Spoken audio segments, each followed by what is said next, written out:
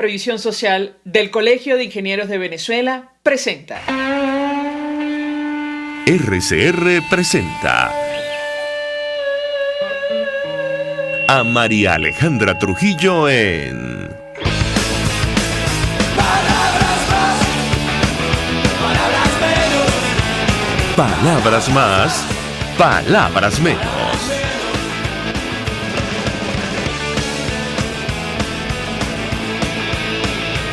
Muy buenos días, amigos de Radio Caracas Radio, lo mejor este martes 28 de abril del año 2020. Todo el equipo que trabaja para ustedes a partir de esta hora los saluda. En la producción Marilia García, en la redacción Jackson Vargas, en los controles César Arteaga, quien tendrá el inmenso placer de acompañarles, María Alejandra Trujillo. Saben, ustedes se pueden comunicar desde muy temprano a través de la cuenta en Twitter de la radio, @RCR750, seguirnos por el Periscope, por internet, rcr.tv y el resto de nuestras plataformas digitales a través de TuneIn y YouTube. Escuchaban ustedes algunos titulares de los diarios de circulación nacional, temas que vamos a debatir ampliamente en la mañana de hoy a propósito del telón de fondo de la crisis. Ayer lo discutíamos con varios especialistas y, oh sorpresa, el salario mínimo subió a $2,33 mensuales.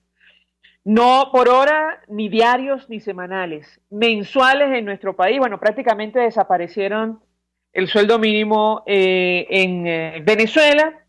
La medida entraría en vigencia a partir del 1 de mayo. El cestatique se ubicó en el mismo lugar, $2,33. Viva usted, o pídale a nuestros viejitos que vivan con $2,33. Con eso tienen que comprar comida, tienen que pagar sus servicios y también tienen que pagar sus medicinas, porque ellos no reciben cestatique. Por cierto, según la lista de precios justos y solidarios, así lo denominaron, justos y solidarios solo para algunos. Con ese salario usted podría comprar 1 kilo de carne de primera, cuyo costo se ubicaría en $2,4. Y con eso usted tiene que vivir todo el mes. Bueno, es una situación francamente fuera de la realidad, y de esto conversamos ayer ampliamente. Por eso, probablemente hoy, en el Consejo de Seguridad de Naciones Unidas se va a discutir sobre la crisis humanitaria en nuestro país, porque preocupa y mucho el impacto de esta crisis sanitaria del coronavirus en países como Venezuela. Lo comentamos con ustedes. A nosotros solo nos supera Yemen, República del Congo y Afganistán, según las últimas cifras del reporte mundial de alimentación de Naciones Unidas, entre los países más vulnerables a una situación de esta naturaleza. El encuentro se va a celebrar a las 3 de la tarde a puerta cerrada en el Consejo de Seguridad, como ocurrió la semana pasada, pero hablando de otro tema. Y la preocupación fundamental es la situación humanitaria de nuestro país, a petición de Bélgica, Francia, Alemania y Estonia, según ha publicado la misión de República Dominicana en la presidencia del Consejo. Habrá que ver qué sale de allí. Y, entre otras cosas, si hay alguna decisión que afecta a nuestro país. Por cierto, ayer el secretario de Estado norteamericano, Mike Pompeo, publicaba en su cuenta en Twitter que sostuvo conversación con el presidente de la Asamblea, el presidente encargado Juan Guaidó, sobre el plan de transición a la democracia en Venezuela y los esfuerzos para proteger a los venezolanos del COVID-19. Él reiteró, y estoy leyendo su cuenta en Twitter, que Estados Unidos apoya a la Asamblea Nacional y permanece al lado del pueblo venezolano en su búsqueda por una democracia y un futuro mejor, más próspero. También habló con el presidente de Colombia, Iván Duque, para reafirmar la importancia de la relación entre los Estados Unidos y Colombia, y el trabajo que está realizando Unidos para la salud pública, en el marco de la salud pública y las necesidades producto de la pandemia de COVID-19, y lo que está ocurriendo con los venezolanos que se vieron forzados a huir, dice él, del régimen de Maduro. Ayer se nos daba cuenta del último dato oficial, que habla de más de 300 casos, concretamente 329 contagios de coronavirus en nuestro país. Ya han escuchado ustedes seguramente la declaración que ofreció hace algunos días el doctor Julio Castro del Comité de Expertos de la Asamblea Nacional. Él ofreció una rueda de prensa digital y él explicaba el número tan limitado de pruebas PCR que se están realizando en Venezuela y probablemente el número que se nos da oficial tiene que ver justamente con ese elemento, es una hipótesis. Hay reacciones en el ámbito económico sobre este tema de las ocupaciones, el control de precios. El presidente de Consecomercio, Felipe Capozzolo, decía que la intervención de empresas no se va a traducir en mayor producción, y esto ya lo sabemos, lo decíamos, tenemos 20 años de experiencia. Basta ver, por cierto, lo que ha ocurrido con las empresas del Estado. Hablo de las empresas básicas de Guayana o, por ejemplo, Petróleos de Venezuela, que tiene nuevo presidente, Asdrúbal Chávez, ya conocido por la administración. Ayer designaron como ministro de Petróleo a Tarek El Aissami, un funcionario sancionado por los Estados Unidos, y es buen punto de partida para hablar con nuestro invitado, además de la reunión del Consejo de Seguridad. El embajador Emilio Figueredo nos acompaña, fue embajador de Venezuela, está al frente del portal analítica.com. Embajador, gracias por atendernos, buenos días. Buenos días, María Alejandra, saludos a tu audiencia. Con mucho interés, embajador, de conocer su opinión acerca no solo lo que va a ocurrir en el Consejo de Seguridad, sino una primera valoración sobre estas designaciones. Yo le preguntaría qué sentido tiene colocar a funcionarios sancionados ante la principal industria en nuestro país para intentar hacer frente a esta crisis. ¿Qué puede decirnos? Bueno, María Alejandra, ¿qué te puedo decir? Que es una continua improvisación de gente que definitivamente, aparte, digamos, de las deformaciones ideológicas que los guían, es de una profunda incompetencia, porque tú puedes pensar de una determinada manera políticamente, pero si no tienes la capacidad para poder acompañar, digamos, tu pensamiento con acciones que tengan efecto positivo para la población y que por lo menos te permiten que lo que poco que tengas lo gestiones bien, bueno, entonces tenemos lo que tenemos acá. En el caso del cambio de PDVSA, aunque PDVSA ya no existe prácticamente, es una empresa que ellos destruyeron, siendo una de las tres más importantes empresas petroleras del mundo en el siglo pasado, ¿no? Y entonces frente a eso, Asdrúbal Chávez, por cierto, lo que es pariente primo del fallecido, por lo menos se formó en PDVSA, que creo que en refinación, creo que es menos malo que el general, que no tenía idea de eso, que la manejó y que aceleró la destrucción en esos tiempos. Lo de Tarek El Aissami, bueno, es esas otras locuras más, puede ser por sus vínculos con Irán y con otros lados, porque están buscando ahora que, como no pudieron activar el palito, porque tú sabes, ellos están buscando resolver los problemas con canibalización, o sea, sacar de otras refinerías para poder ser en una, para que funcione. Y eso no es tan sencillo, porque las refinerías que hay en Venezuela fueron hechas con tecnología diferente. Cada empresa, si era la Shell, si era la Creole, si era cualquier otra que intervino, cada una tenía su propia tecnología. Entonces, cuando empezaron a hacer el palito, estuvo a punto de estallar, y que justamente Asdrúbal Chávez, que estaba frente a eso, la detuvo. Ahora quieren intentar en Amuay. Bueno, para el palito se trajeron a los cubanos de Cienfuegos, que no saben absolutamente nada de eso, porque esa refinería es mucho más antigua que la... Y ahora, para Amuay, se traen a gente de Irán. Pero eso no es la solución. Si tú no consigues las piezas, si no consigues los repuestos nuevos, si no cambia de actitud, pues eso no se va a resolver.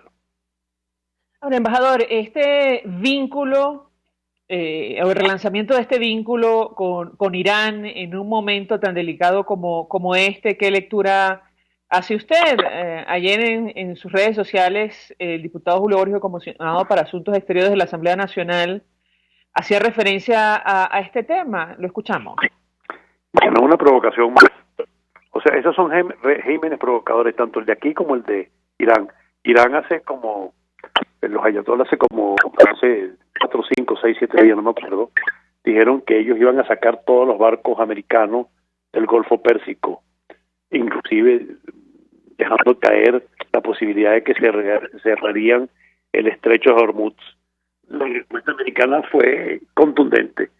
Barco que trate de intimidarnos, y se acerque con nosotros armado, lo hundiremos. ¿Ah? Entonces, pero eso lo han hecho varias veces. Estos son gobiernos que hablan muchísimo y hacen poquísimo. Este es toda una verborrea con una visión del mundo que corresponde más bien a los años 60 del siglo pasado, pues. O sea, es una cosa lamentable porque se autoalimentan con todo discurso, con realizaciones que no se hicieron y sobre todo con una sucesión sistemática de mentiras. Yo te oí hace poco que hablabas del problema de la pandemia. Es evidente que ese mundo que pintan oficialmente es absolutamente irreal. Es irreal y las consecuencias las veremos muy pronto. Sí, bueno, yo hacía referencia, embajador, a una rueda de prensa virtual que ofreció el doctor Julio Castro y él mencionaba este tema de las pruebas PCR, que son las que recomienda la OMS para descartar casos de coronavirus en el mundo, más allá de las pruebas rápidas que se utilizan para otros temas. Ahora, bueno, yo le pregunto, embajador, sobre lo que podemos esperar el día de hoy. Es la segunda reunión en menos de una semana del Consejo de Seguridad de Naciones Unidas sobre Venezuela. En teoría, se va a discutir este martes sobre la crisis humanitaria a petición de varios países europeos. ¿Qué expectativa podemos tener en torno a este encuentro? Lo escuchamos. Lo que fuera lógico, lo que sería necesario y lo que se podría alcanzar si hay un acuerdo entre Estados Unidos, China y Rusia, o por lo menos que Rusia no se oponga, o sea, no ejerza el veto, sino que simplemente no se oponga, sería una decisión que no la veo, sin embargo, que se aplicara en Venezuela un R2P, una responsabilidad de proteger. Eso no lo puede decidir sino el Consejo de Seguridad, porque vamos a suponer que se quiera y haya el ánimo de permitir que entre una ayuda humanitaria y sanitaria masiva. Eso en las condiciones actuales del país, de inseguridad, de bandas armadas, de todo lo que sabemos de desintegración y hoy día de ingobernabilidad que prevalece, eso se hace acompañado con la protección armada de los cascos azules, es decir, de las fuerzas de Naciones Unidas, que no vienen a invadir ni mucho menos, sino a proteger los centros de acopio, los centros de distribución y sobre todo los hospitales militares. Tres cosas que son absolutamente indispensables y la única manera posible de que la ayuda llegue hasta el último ciudadano. Bueno, si eso solamente se dará en el momento que Estados Unidos, China y Rusia estén de acuerdo, porque si no, siempre lo van a vetar.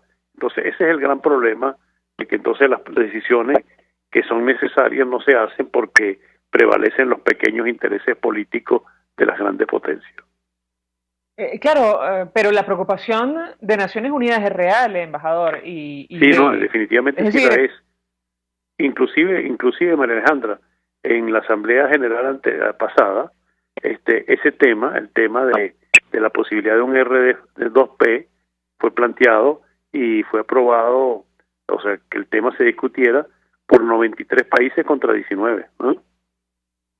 Claro, pero se lo comento a la luz de lo que hace días decía el director ejecutivo del programa de alimentación, del Programa Mundial de Alimentación de Naciones Unidas. Él hablaba, y es una frase que han repetido distintos sectores, incluso mandatarios en la región, de hambrunas de proporciones bíblicas, producto de esta tormenta perfecta que conjuga la crisis humanitaria compleja en varios países con la crisis sanitaria producto del COVID-19. Yo le pediría un comentario al respecto, independientemente de que hoy no se decida nada frente al veto de China y Rusia. En el futuro seguramente la comunidad internacional menos China que Rusia, menos China que Rusia. Yo no creo que China simplemente hace mutis por el foro en ese tipo de casos. Fíjese que lo que dijeron es que hay 5 países en el mundo que están ante un riesgo gravísimo de hambruna, y son Sudán, Yemen, República Sudafricana del Congo, Afganistán y Venezuela. Imagínense en qué compañía andamos. El único país de nuestro continente que está, inclusive ni siquiera Haití, es Venezuela, el país que tiene un riesgo serio y grave de entrar en una hambruna. Y desde Miraflores, bueno, no sé, en ese mundo mágico en el que viven ellos, en esa especie de situación que llegó hasta que a algo tan grotesco como hace unos días de llevar adelante el plan Damasco, que era el cierre de acceso a Caracas, y algo pasó, porque eso no duró sino 32 horas, porque la verdad es que estamos realmente en el momento más peligroso, porque al sentirse acosados, perseguidos, sobre todo los de la famosa lista de los 15, bueno, están dispuestos a hacer prácticamente como Nerón, ¿no? Que se queme Roma, en este caso que se queme el país, pero ellos no están dispuestos a dar su brazo a torcer. Ahora, la versión del enviado especial de Estados Unidos para Venezuela es otra, embajador. Él decía en una de tantas entrevistas que ha ofrecido que aparentemente hay sectores que acompañan al equipo de Nicolás Maduro interesados o que han expresado interés en el plan marco para una transición a la democracia. Yo le pediría su comentario porque ayer publicaba el secretario de Estado conversación con el presidente de la Asamblea, presidente encargado Juan Guaidó, y con el presidente de Colombia, Iván Duque. ¿Qué puede decirnos? Bueno, fíjate que te acabo de decir los 15 o 16 a los que no estarían en esa solución. Yo no he dicho que no haya otros sectores, y porque además considero que es absolutamente necesario que otros sectores del chavismo y inclusive del régimen no estén dispuestos a dar un paso al frente, porque como dice el dicho, yo te acompaño al cementerio pero no me entierro contigo, ¿no? Yo creo que eso es una posibilidad. Hasta ahora no lo hemos visto, pero bueno, yo creo que eso está en el tapete. La política americana es la política de la zanahoria y el bastón. Inclusive Abrams ha dicho que es una oferta muy generosa, inclusive hizo un matiz más grande diciendo, esa no era nuestra posición, pero como diciendo nosotros estamos dispuestos a ir con la solución del Consejo de Estado, con todos los detalles, básicamente porque eso nos permite ir con nuestros aliados.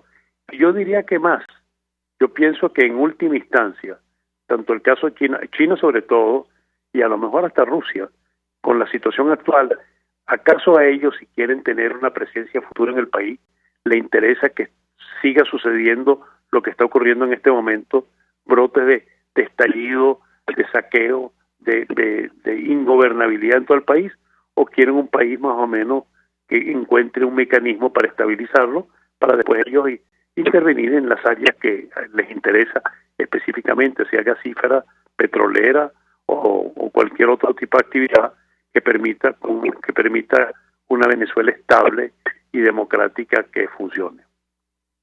Embajador Emilio Figueredo, gracias por atendernos, acompañarnos la mañana de hoy. Fue embajador de Venezuela, está al frente del portal analítica.com, expresando opinión y análisis acerca de la preocupación permanente de la comunidad internacional sobre nuestro país. Hoy martes a las 3 de la tarde habrá reunión a puerta cerrada del Consejo de Seguridad de Naciones Unidas para hablar de la situación humanitaria en nuestro país, a petición de Bélgica, Francia, Alemania y Estonia, según lo informó la misión de República Dominicana en la presidencia del Consejo. Vamos a la pausa, al regreso venimos con más.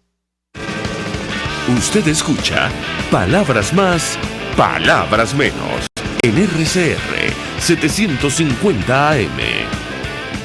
Puedes seguirnos en nuestras redes sociales. En Twitter, @RCR750, la radio que se ve. Mensaje del ingeniero Kenick Navarro, presidente del FONPRES CIB. Apreciado colega ingeniero, arquitecto y afín, el Fondo de Previsión Social del Colegio de Ingenieros de Venezuela, FONPRES CIB, diseñó para la protección de tu salud el Sistema Integral de Previsión Social. El mismo tiene a tu disposición beneficios de la solvencia, asistencia primaria de salud, el plan de salud con coberturas de acceso VIP, todos estos planes pensando en la protección de tu familia. Para mayor información visita fonprescib.net.be. Colegio de Ingenieros de Venezuela, construyendo futuro. Serovka es una empresa que cuenta con un equipo de físicos, médicos, ingenieros, arquitectos y técnicos que brindan protección y seguridad radiológica a todas las clínicas. Serovka también ofrece capacitación al personal médico, técnico y de enfermería, así como la divulgación científica a pacientes sobre radioterapia, medicina nuclear y radiodiagnóstico. www.serofca.com y en las redes @Serofca. Serofca, empresa líder en protección radiológica con cobertura en toda Venezuela, América Latina y el Caribe.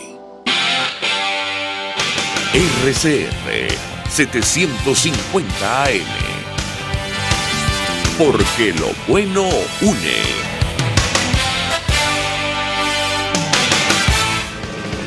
Todos las piensan, todos las escuchan y María Alejandra Trujillo te las dice. Palabras más, palabras menos. Continuamos, amigos, palabras más, palabras menos, hablando acerca de la preocupación de la comunidad internacional que se traduce en esta reunión del Consejo de Seguridad de Naciones Unidas para hablar de la crisis humanitaria en nuestro país. Nos acompaña y se suma a nuestra mesa de debate la doctora Marianela Herrera, profesora de la Universidad Central Sendes y la Fundación Bengoa. Como siempre, profesora, gracias por atendernos. Muy buenos días. Muy buenos días, María Alejandra. Un tema de permanente preocupación, profesora, yo le pediría una primera valoración de su parte. En principio, ¿qué expectativa podemos tener, tomando en consideración, insisto, la advertencia que hacía el director ejecutivo del Programa Mundial para la Alimentación de Naciones Unidas sobre este tema de hambrunas bíblicas, de proporciones bíblicas, decía él, producto de esta tormenta perfecta que afecta a todo el planeta? La escuchamos. Bueno, fíjate, es que realmente lo que ocurre en términos de la pandemia global es dramático, puesto que ni siquiera el mundo desarrollado estaba preparado para afrontar una situación como esta. De tal manera que esta parálisis económica, esta parálisis inclusive de gran parte de los sistemas alimentarios a nivel global, implica una serie de efectos devastadores sobre la población, sobre todo de la población más vulnerable que necesita un empleo del día, un salario al día, o que vive pues del ingreso que tiene y que no tiene suficientes ahorros para quedarse en casa siendo improductivo, ¿verdad? Porque esto lo que va a generar es una inseguridad alimentaria importante, ¿verdad?, al no permitir, por un lado, que las familias accedan a los alimentos básicos porque no tienen cómo pagarlo, y por el otro lado, la disponibilidad de esos mismos alimentos puede estar afectada al no haber una producción eficiente por la parálisis que conlleva los efectos de la misma pandemia. De tal manera que eso, en términos globales, ha sido realmente un desastre, una calamidad que a los gobiernos que quizás tienen una posibilidad, una afluencia mayor, han podido compensar de alguna manera para su población, pero no es el caso en Venezuela. En Venezuela lo que estamos experimentando es la superposición de una crisis muy grave sobre una crisis muy grave preexistente. Entonces, para nosotros es la sumatoria de ambas crisis, lo cual se traduce en un efecto verdaderamente negativo sobre la población. Hablemos acerca de las ayudas. En otros países esto se ha aprobado para, reducir el impacto de la cuarentena, la paralización económica. En el caso de Venezuela, lo que se nos dice ayer es que el salario mínimo pasa a $2.33. Yo le pediría un comentario al respecto, tomando en consideración que con esto es que los viejitos en Venezuela tienen que vivir, comprar alimentos, pagar servicios y adquirir sus medicinas en medio de la cuarentena producto del coronavirus. ¿Qué puede decirnos, profesora? Claro, esto es otra de las causas de la inseguridad alimentaria que vive nuestra población, puesto que lo que se requiere para hacer frente a una pandemia como esta serían otro tipo de políticas públicas más orientadas a la verdadera satisfacción de las necesidades de la población. Es decir, este es el momento, por ejemplo, de hacer un reforzamiento en las estructuras de los programas de alimentación, cualquiera que esto sea, de empezar a implementar otro tipo de medidas, lo que se ha experimentado en otros países, donde, por ejemplo, sí es verdad, no se puede ir al colegio por evitar las aglomeraciones, pero los colegios están trabajando, uno, con un sistema online educativo que se mantiene con una calidad suficiente, pero también las entregas de la alimentación escolar están siendo eficientes. E inclusive para los adultos mayores existe un sistema de ayuda, ¿verdad? Y de visita intrahogar, que no necesariamente tiene contacto con el adulto mayor, pero un adulto mayor que está solito en su casa necesita, ¿verdad?, un apoyo especial durante esta cuarentena, cosa que no hemos visto en nuestro país, y sí hemos tenido los reportes de adultos mayores en situación de suma desprotección, solos en su casa, sin comida.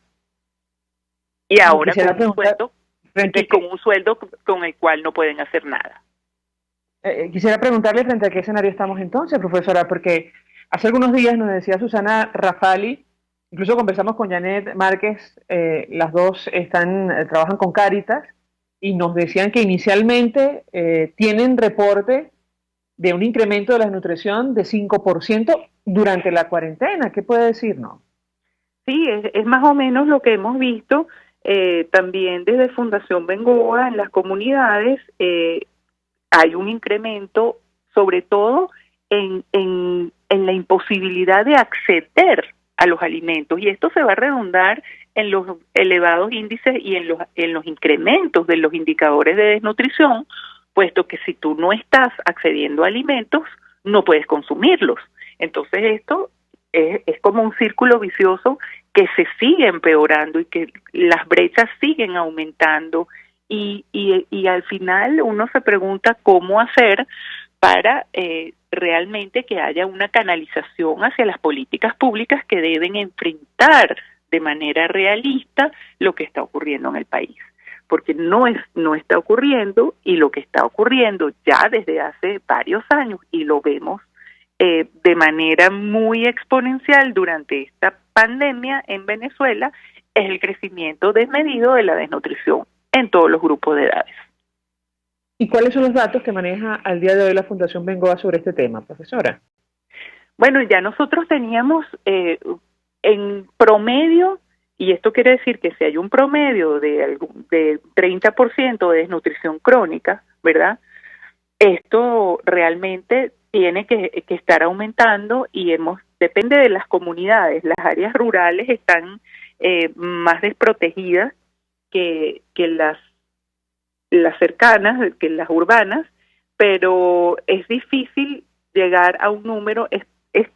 Proyectamos que debe estar en este momento en un incremento de más o menos de un 5 o 6% en la desnutrición crónica, pero tendremos que esperar la última evaluación cuando se pueda realizar, porque es difícil en este momento llevar personal a campo para hacer una jornada de medición, porque justamente no quieres crear una aglutinación de gente. Entonces, sí estamos trabajando con medidas cualitativas a distancia en este momento, pero la última palabra la tendrá la evaluación final cuando se logre hacer.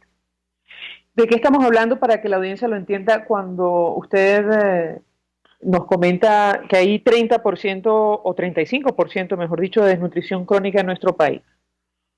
Bueno, fíjate, ya teníamos este dato de algunos años donde veíamos el deterioro al principio de la vida, lo cual es gravísimo, porque ya tú naces con este deterioro y además naces con un retardo crónico del crecimiento que se expresa a través de la estatura, de la talla, ¿verdad?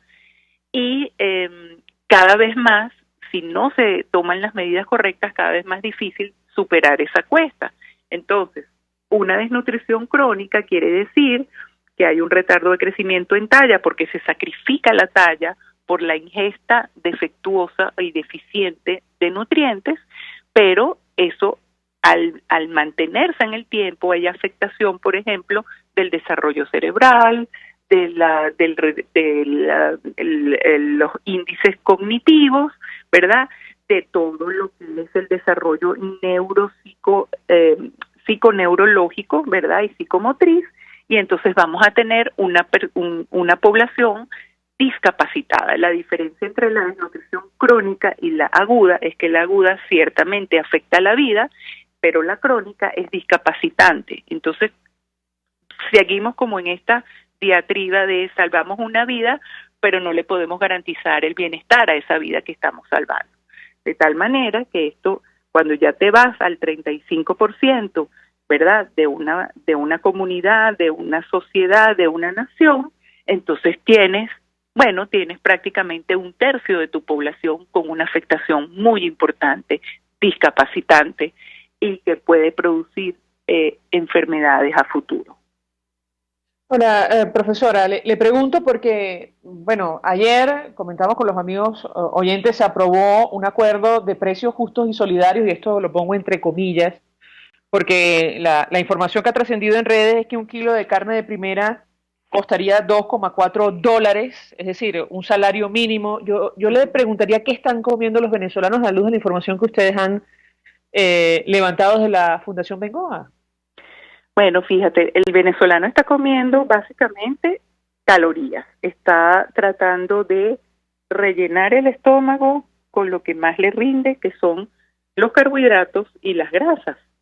Y esto es gravísimo porque entonces no solamente que hemos tenido que lidiar, ¿verdad?, y enfrentar la disminución de la ingesta de proteínas tanto de origen animal, por supuesto, como la de origen vegetal, sino que con las consecuencias que esto puede traer, la gente está comiendo básicamente arroz, harina, pastas, grasas, ¿verdad? Y tubérculos, por supuesto, han aumentado muchísimo el consumo de tubérculos, pero también ha disminuido todo lo que es consumo de frutas, de hortalizas, inclusive las frutas de estación, la gente no las puede comprar, no tiene la manera, no tiene el acceso a la fruta, a la hortaliza, que de alguna manera serían un aporte de micronutrientes tipo hierro, tipo vitaminas del complejo B, vitaminas C, D, ¿verdad?, que necesitamos que la población, particularmente los niños en etapa de crecimiento, consuman. Esto es lo que están comiendo nuestros niños, es decir, la familia en general. La familia en general. Y encontramos casos donde la comida que iba a ser para una comida al día, pues entonces la están repartiendo en 3 para tener algo que meterse en la boca en los momentos donde tradicionalmente estamos acostumbrados a comer. Recordemos que Venezuela es un país con una tradición de 3 comidas al día. De hecho, existe el dicho de los 3 golpes para señalar la comida, y eso quiere decir que la gente está acostumbrada a desayunar, a almorzar y a cenar. Y esto puede perderse en un momento como este. Profesora, si usted tuviera la posibilidad de intervenir, por ejemplo, hoy en este Consejo de Seguridad de Naciones Unidas, donde se va a discutir la crisis humanitaria, ¿qué diría eso en primer lugar? Y en segundo lugar, nos decía Susana Rafali, apelando a su experiencia, que en el caso concreto de que el Programa Mundial de Alimentación de Naciones Unidas decidiera iniciar un programa de ayuda continuo hacia nuestro país, bueno, eso tiene unas condiciones que probablemente el equipo de Nicolás Maduro no va a aceptar, entre otras cosas, la independencia y la transparencia del manejo de recursos en el caso de dado que eso se aprobara. Yo le pediría un comentario sobre estos 2 temas. Fíjate, lo primero que yo haría es exponer la situación real y tal y como la hemos descrito, porque para enfrentar un problema público, en el análisis conceptual de la política pública, lo primero que hay que tener es un diagnóstico acertado, real, de una situación. Entonces habría que describir la situación tal cual es, incluyendo, por ejemplo, la pérdida de lo estructural, la pérdida de los canales regulares, tanto en los sistemas de alimentación, en los sistemas alimentarios, como en el sistema de salud, porque al final alimentación y salud están sumamente interrelacionados. Entonces, eso por una primera parte.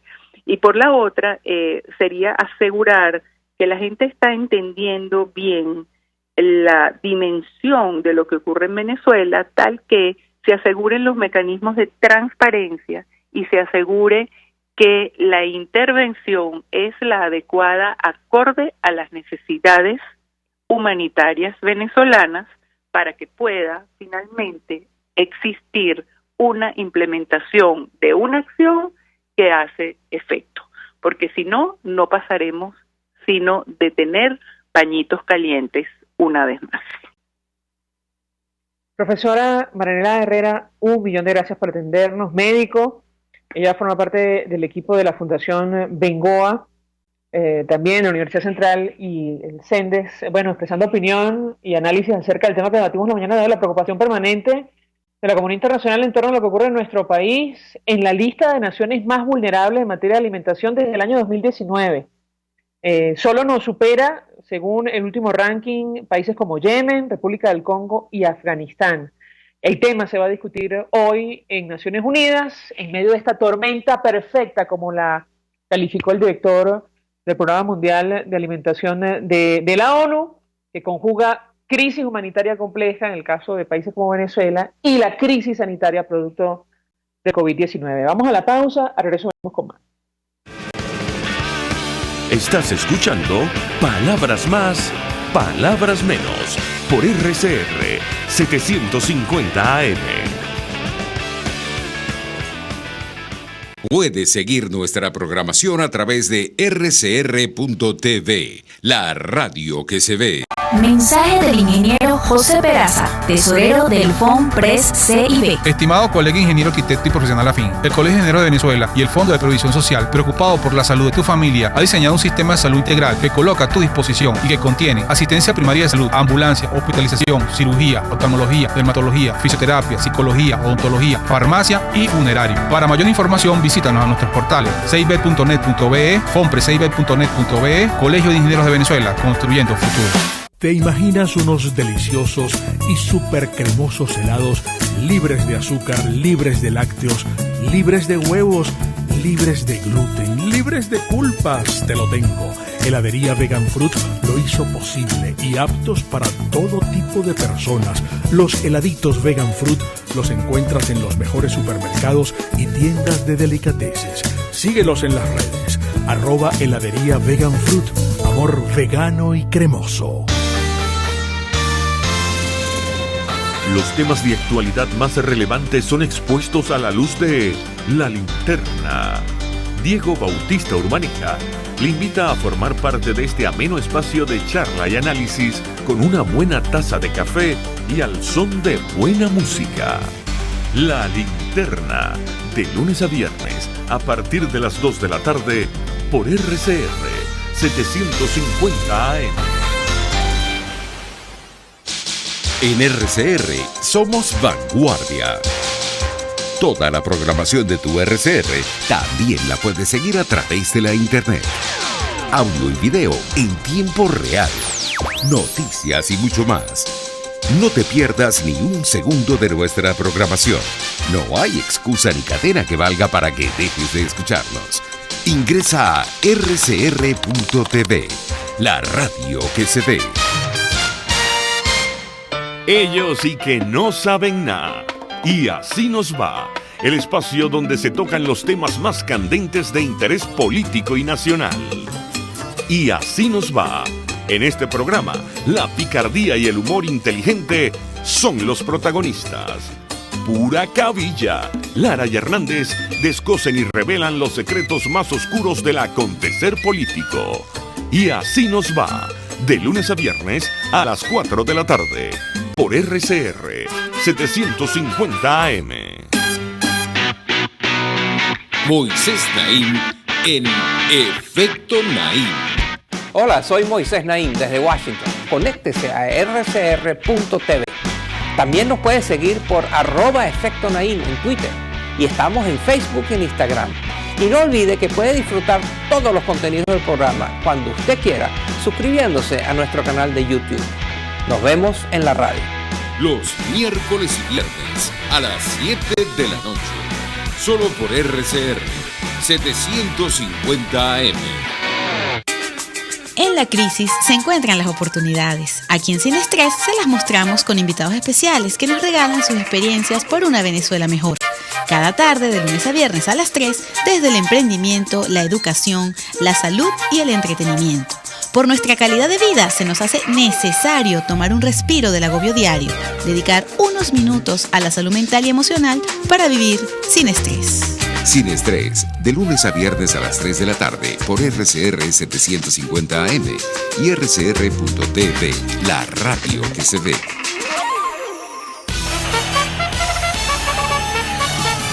Conéctese a la emoción del hippismo nacional e internacional en Trasnocho Hípico, con la llave ganadora, Jesús Oropesa y Héctor Alonso. Estadísticas, entrevistas, pronósticos. Trasnocho Hípico, todos los miércoles, jueves y viernes a las 11 de la noche. Solo por RCR Deporte, 750 AM. RCR 750 AM.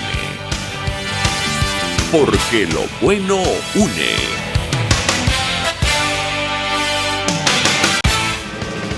Información, opinión, contraste. María Alejandra Trujillo está en Palabras Más, Palabras Menos. Continuamos, amigos, palabras más, palabras menos, y se inicia la apertura económica progresiva en varios países del mundo, incluyendo Europa, algunos estados en Estados Unidos y América Latina. Ayer le tocó el turno, lo comentamos con ustedes, a Colombia, con medidas de protección sanitaria para los trabajadores. Se ha iniciado una apertura haciendo seguimiento al avance del coronavirus en los sectores de construcción y también de manufactura, porque el impacto económico de esta crisis sanitaria es real. De hecho, algunos han comparado esto con la Gran Depresión, incluso nos ubica en un escenario peor, si cabe. Luego de la pandemia, la pregunta que nos hacemos es cómo va a ser la reapertura económica en Venezuela, tomando en consideración lo que hemos comentado hasta estas alturas con nuestros invitados, la crisis humanitaria compleja, la falta de gasolina y, la situación del equipo que acompaña a Nicolás Maduro. Hablo de las decisiones que van a impactar directamente en el sector productivo. Esto de recuperar o regresar a las ocupaciones y el control de precios sin resolver el grave problema inflacionario y la devaluación permanente de nuestra moneda. De hecho, para que se hagan una idea, en Estados Unidos 1 de cada 6 trabajadores ha perdido su empleo desde mediados de marzo, producto del coronavirus y la pandemia y la cuarentena. Nos acompaña el profesor Félix Gerardo Arellano, me dicen, internacionalista. Profesor, un gusto conversar con usted. Gracias por atendernos. Buenos días. Buenos días, un cordial saludo para ti, tu equipo, la audiencia. Pues comentaba yo el contexto de esta pandemia o el impacto de la pandemia en el mundo y concretamente en nuestro país, profesor, porque ocurre que hoy el Consejo de Seguridad de Naciones Unidas se reúne por segunda vez en menos de una semana para hablar de Venezuela. En esta ocasión le toca el turno a la crisis humanitaria compleja. Yo le pediría un comentario y sobre todo qué expectativa podemos tener de este encuentro a puerta cerrada. Lo escuchamos. Mira, lo importante a subrayar que el tema de Venezuela sigue en la agenda y que nos corresponde a nosotros los venezolanos, en particular a la oposición democrática, mantener la lucha, mantener la información. El mundo tiene, como tú muy bien lo has descrito, prioridades terribles, pero dentro de esas prioridades Venezuela no ha salido porque es la crisis humanitaria compleja, porque ha sido la diáspora, porque ha sido los problemas del comercio ilegal, de los negocios ilícitos, porque hay la inseguridad para toda la región, producto de las políticas que se desarrollan en Venezuela. Entonces el tema es muy importante en la agenda de la Unión Europea, lo sigue siendo, del Grupo de Lima, obviamente en la Casa Blanca, en el Congreso de los Estados Unidos. Nuestra tarea como oposición democrática es lograr la coordinación de ellos, la mayor presión, el mayor vínculo, la importante trabajo con Rusia, China, y ahora nos ha aparecido este nuevo actor radicalísimo, difícil de manejar como es Irán, pero bueno, la Unión Europea tiene canales con Rusia, tiene canales con Irán, entonces el papel de la Unión Europea es clave. Vamos a la cita del Consejo de Seguridad, no nos hagamos una gran expectativa. Recordemos la naturaleza del Consejo de Seguridad. Recordemos el veto de China y de Rusia. Desde que se creó las Naciones Unidas en el año 47, la Carta de San Francisco, el Consejo de Seguridad nació con el voto negativo como veto de los 5 miembros permanentes. El Consejo de Seguridad tiene 15 miembros, 10 rotan cada 2 años, Venezuela ha estado allí en varias oportunidades, y los 5 permanentes son permanentes a perpetuidad, mientras no se reforme el Consejo de Seguridad. Y cuando ellos no quieren que algo se trabaje, se apruebe, se adopte, votan negativamente. Ya el caso venezolano ha recibido 2 vetos de parte de Rusia. En esta oportunidad hay que tener en cuenta que el tema es muy importante para que el mundo conozca la magnitud, para que le lleve el seguimiento al problema. Pero creo que la iniciativa proviene de Rusia para pretendiendo demostrarle al mundo que Estados Unidos es el culpable de la crisis, que las sanciones de Estados Unidos son las culpables de la crisis. Por eso es tan importante que el mundo entienda que la crisis surgió con el proceso bolivariano en el poder, con la destrucción de la economía, con las expropiaciones, con las invasiones, con la inseguridad jurídica, con la expulsión de la inversión extranjera, con la política macroeconómica. Las sanciones que provienen de la comunidad internacional en su gran mayoría han sido a título personal. Las sanciones de la Unión Europea son a personas, a individuos, a sus cuentas, a sus negocios. Y las sanciones económicas que ha impuesto Estados Unidos no incluyen ni medicamentos ni alimentos. Entonces se miente sistemáticamente cuando se quiere hacer ver que la crisis compleja, que la crisis humanitaria que vive el país desde hace años es producto de las sanciones. Eso es lo que quiere decir Rusia hoy en el Consejo de Seguridad y seguramente lo van a apoyar los gobiernos autoritarios del mundo, el movimiento no alineado. Entonces no hay que generarse mucha expectativa, pero sí deberíamos aprovechar la oposición democrática y los gobiernos democráticos para demostrar el fracaso de esta política que busca destruir al país para perpetuarse en el poder. Ahora, profesor, yo tengo que preguntarle acerca justamente del plan que ha puesto sobre la mesa Estados Unidos para una transición a la democracia en nuestro país. Comentábamos con la audiencia los mensajes publicados por el secretario de Estado de las conversaciones con Juan Guaidó, Iván Duque, incluso las declaraciones que ha ofrecido en los últimos días Elliot Abrams. ¿Qué esperar, en su opinión, de esta iniciativa que se ha puesto sobre la mesa? Y a pesar del supuesto interés, sobre todo secreto, de algunos factores, bueno, parece, digamos, en un limbo, se mantiene en un limbo. ¿Qué opina usted? Lo escuchamos. Yo creo que la estrategia no puede ser pública en todo su contenido, por una parte. El objetivo de debilitar, fraccionar el bloque en el poder no es de corto plazo. Siempre la posición del bloque en el poder va a ser demostrar todo lo contrario. Hay divisiones, no hay una unidad monolítica, pero eso es lo que quieren reflejar para generar más depresión, más angustia. Yo creo que sí es importante adicionar, Estados Unidos debería comprenderlo, la necesidad de coordinar más activamente el apoyo de la Unión Europea y de otros múltiples actores que apoyan el restablecimiento de la democracia y la defensa de los derechos humanos en Venezuela. Actores como el Vaticano, como Japón en Asia, como Corea del Sur, que ha demostrado una gran capacidad en el manejo de la política exterior en el área asiática, en sus relaciones con Corea del Norte, por ejemplo. Actores como Canadá, obviamente el Grupo de Lima, son claves para seguir ejerciendo presión sobre China, que en estos momentos está dejando un poco la prudencia que mantenía en los últimos meses, porque está en una guerra con Occidente. El tema de la pandemia ha puesto a China en una posición beligerante, entonces ahora el tema venezolano es otra ficha en su juego geopolítico. Está Rusia, está Irán. Son actores, repito, con los que la Unión Europea puede establecer contacto, tiene canales de comunicación. La señora Merkel, que hoy está cada vez más valorada como estadista de carácter mundial, tiene una buena relación con el gobierno chino y con el gobierno ruso. Tiene diálogo directo. Son personajes claves para tratar de que la salida pacífica y democrática que está dibujada en la propuesta que ha planteado la Casa Blanca, el Departamento de Estado, pueda ser llevada a la práctica. Para eso es necesario también la presión de los aliados de Nicolás Maduro.